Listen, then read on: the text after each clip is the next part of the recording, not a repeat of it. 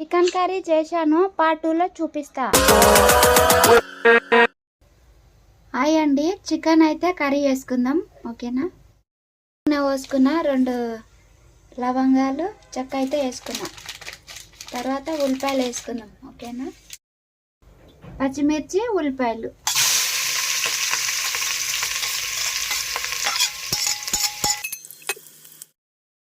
ఒక స్పూన్ అల్లం వెల్లిగడ్డ వేసుకుందాం. కలుపుకుందాం.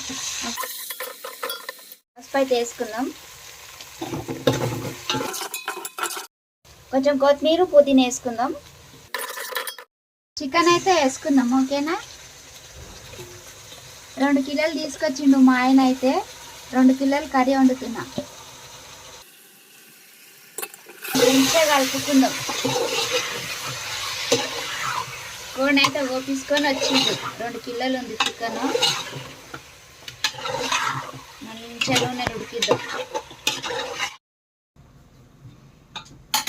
ఇప్పుడైతే చూద్దాం. చికెన్లో వాటర్ మొత్తం వచ్చేసి ఉంటాయి. చూడండి, చికెన్లో వాటర్ మొత్తం పైకి వచ్చేసినాయి. మంచిగా ఉడికింది నూనెలో.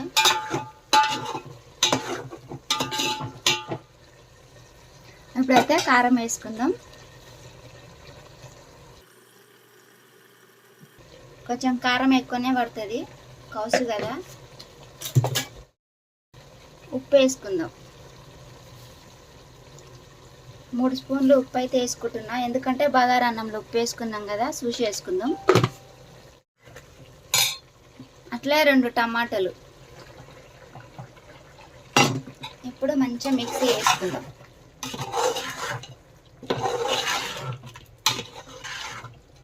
ఇప్పుడైతే నూనెలో మంచిగా టమాటాలు ఉడికినాక, కారము టమాటాలు ఉడికినాక వాటర్ వేసుకుందాం. 5 నిమిషాలు మూత మూసుకుందాం. 5 నిమిషాలు అయింది కదా, చూద్దాం చికెన్ ఎంత ఉడికిందో. ఉడికింది మంచిగా టమాటా అయినా. అయితే కొన్ని వాటర్ వేసుకుంటా, చారు చేస్తా. 1 గ్లాసు వాటర్ వేసుకున్నా. కొంచెం ధనియాల పొడి వేసుకుందాం. అట్లా కొంచెం గరం మసాలా వేసుకుందాం. ఒక 10 నిమిషాలు పెట్టి దింపేద్దాం. చూద్దాం చికెన్ ఎంతవరకు వచ్చిందో.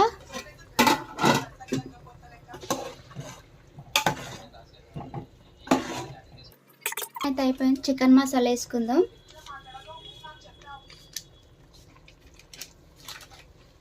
అట్లే లాస్ట్ కొత్తిమీర వేసుకుందాం.